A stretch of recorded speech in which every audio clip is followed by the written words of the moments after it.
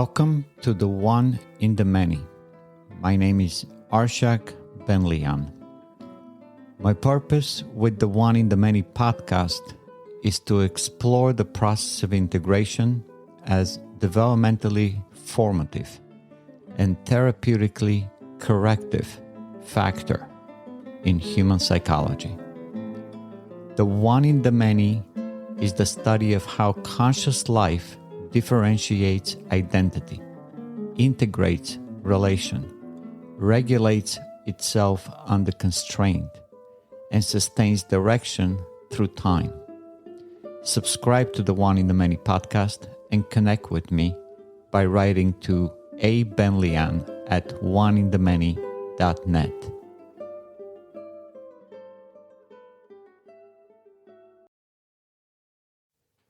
Every act of integration transforms distance into proximity.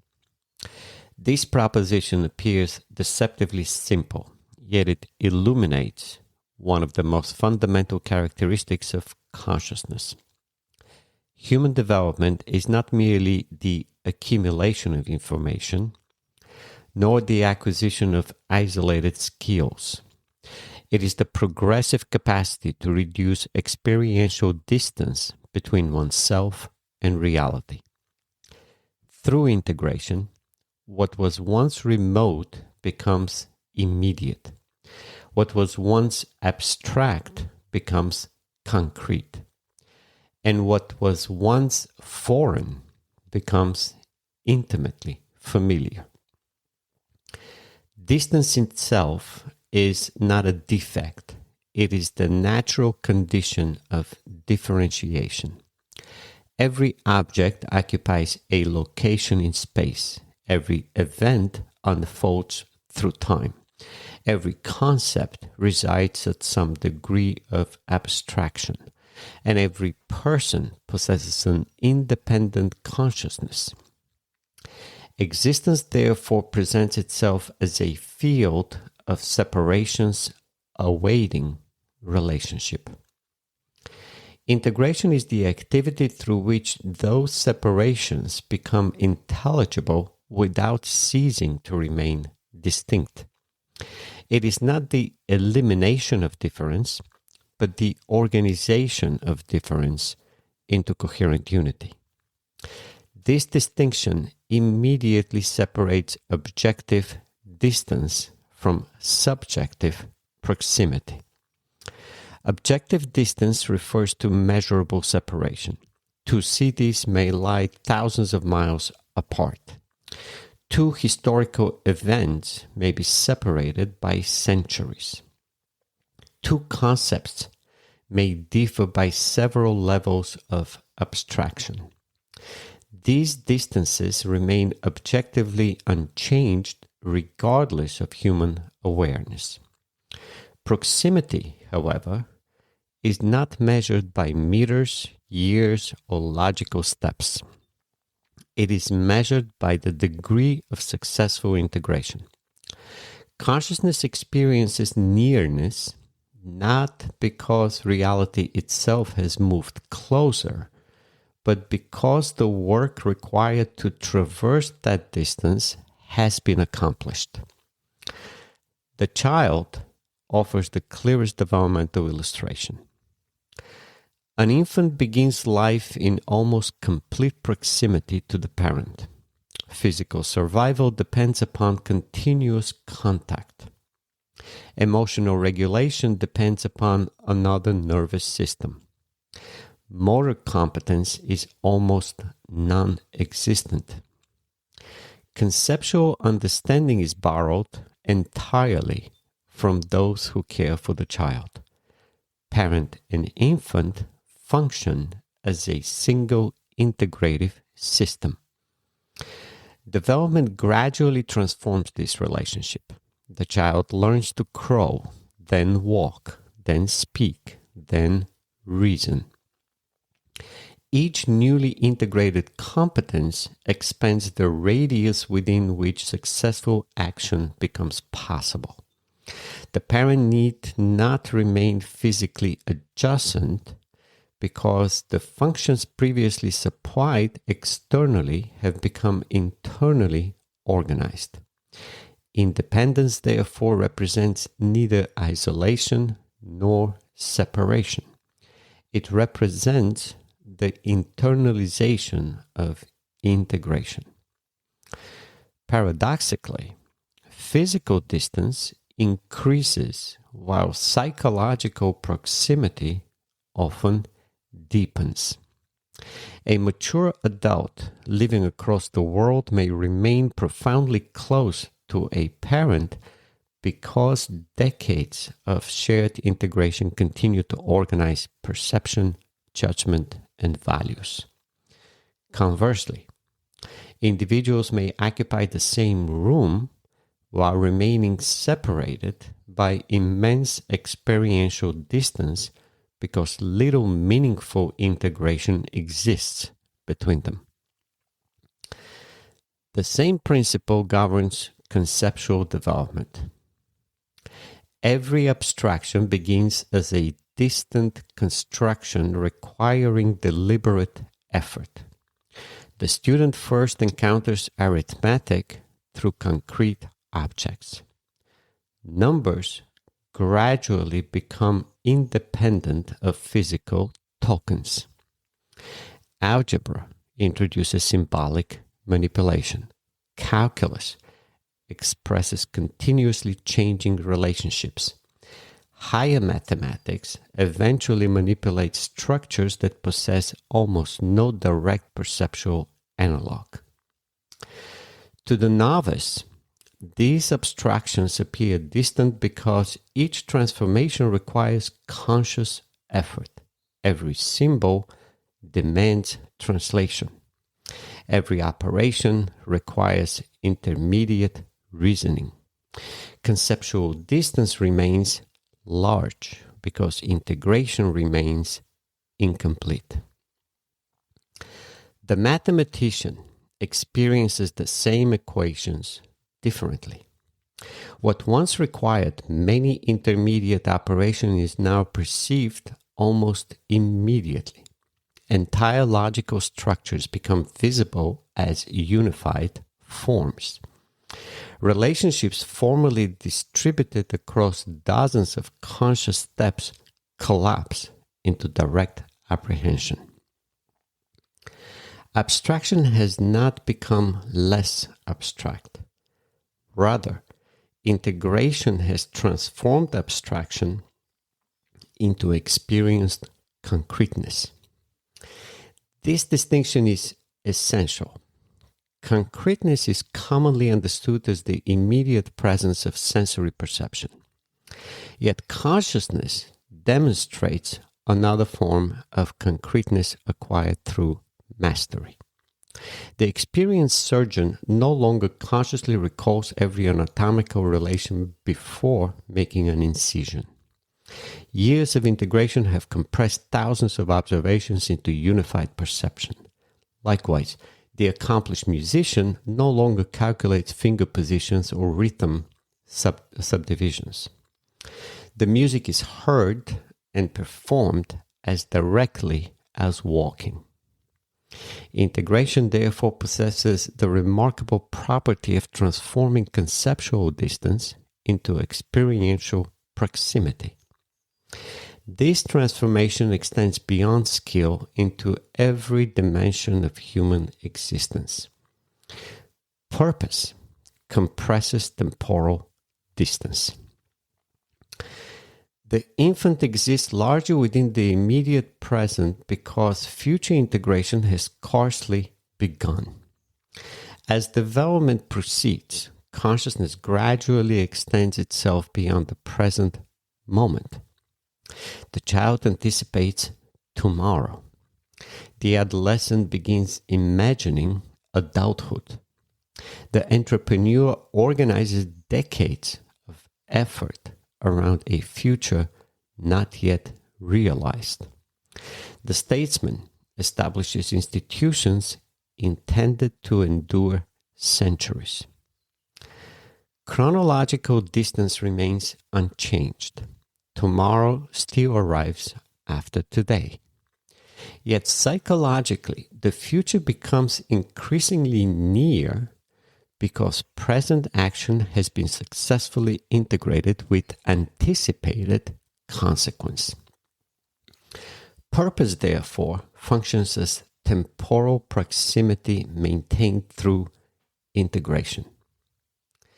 Memory performs the complementary movement. Events long past may remain vividly present because they continue organizing present understanding. Entire decades disappear from experiential awareness when they fail to contribute to current integration, while a single childhood lesson may remain permanently near because it continues structuring one's judgments. Psychological proximity is therefore determined not by elapsed time, but by integrative significance. The same logic governs human relationships. Love is often mistaken for emotional attachment alone. More fundamentally, love represents the progressive reduction of experiential distance between independent centers of consciousness. The beloved remains another person whose independence is never abolished. Yet, through countless shared integrations, that person's joys, sufferings, aspirations, and values become experientially immediate. Another's flourishing becomes integrated into one's own field of concern. Relationship therefore demonstrates that proximity is not spatial but integrative. The same principle explains education. Education does not primarily transfer information. It progressively reduces the experiential distance separating the learner from reality. Every lesson eliminates unnecessary intermediaries between observation and understanding. The accomplished teacher is one who continually transforms what appears remote into something directly intelligible. Science reflects precisely the same process. Every scientific discovery reduces conceptual distance. Newton compressed terrestrial and celestial motion beneath common principles.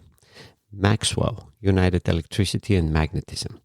Einstein integrated space and time into space-time. Each achievement reduced immense fields of apparent separation into coherent understanding. Civilization itself may therefore be interpreted as humanity's collective reduction of distance. Transportation reduces spatial distance. Communication reduces informational distance. Commerce reduces economic distance.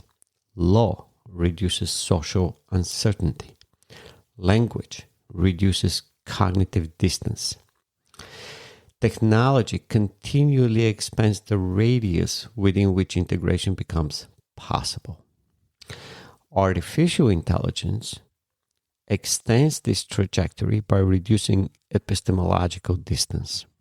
Information that once required years of specialized study becomes increasingly accessible through systems capable of organizing vast conceptual fields.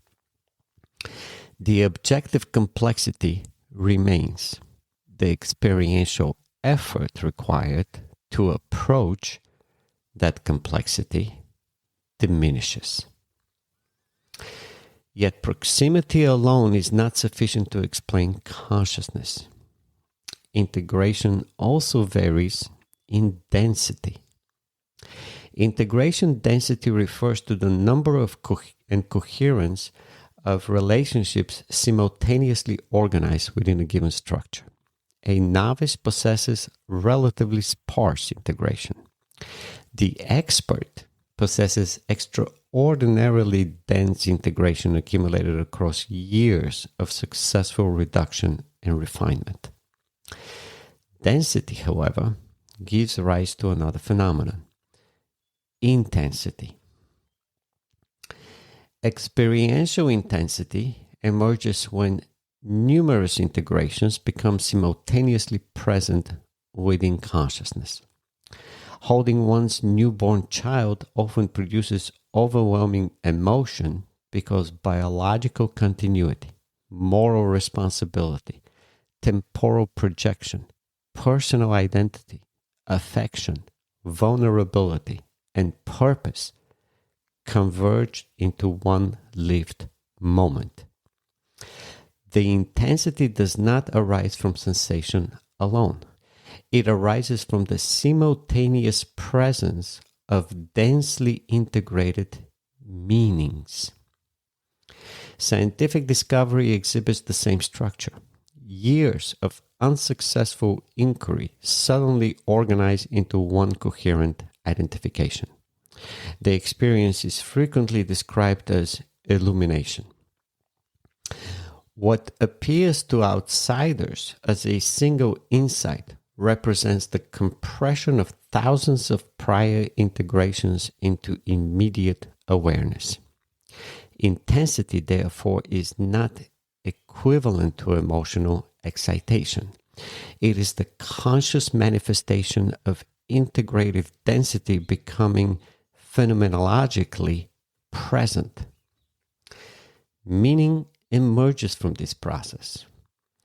Events become meaningful because they occupy positions of high proximity within one's deepest integrations of identity, purpose, and value.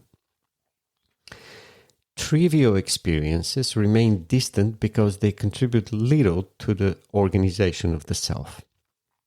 Profound experiences remain permanently near because they continuously participate in future integrations.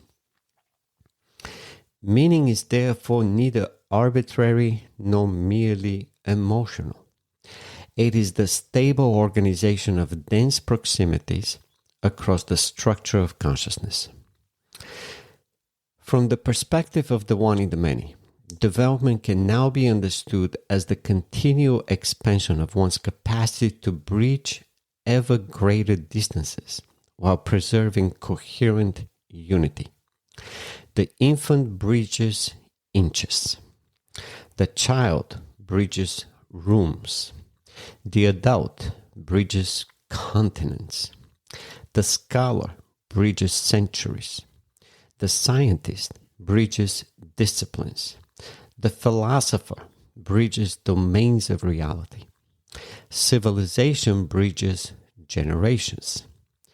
Every successful integration expands the radius of coherent action.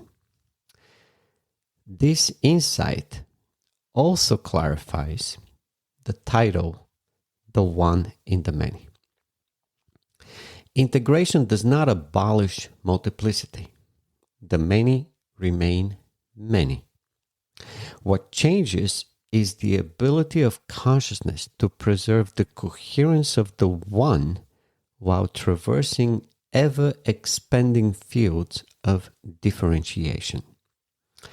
The one becomes present throughout the many not because distance disappears, but because integration renders distance experientially traversable. This suggests perhaps the most general formulation of the principle developed throughout this work. Distance represents unrealized possibility. Integration is the activity that traverses that possibility. Proximity is the lived experience of successful integration. Density is the accumulated architecture of those successful integrations. Intensity is the conscious energy released when dense integrations become simultaneously present. Meaning is the enduring organization of that energy into the structure of a life. Understood this way, the growth of consciousness is neither the conquest of distance nor the accumulation of isolated facts. It is the progressive transformation of existence into an ever more coherent field of nearness. The mature mind does not inhabit a smaller world than the child. It inhabits a vastly larger one. Yet, through integration, that larger world comes to feel as immediate as the child's home. The expansion of knowledge, love, skill, and civilization is therefore not merely an increase in complexity. It is the continual compression of experiential distance through the unifying activity of integration.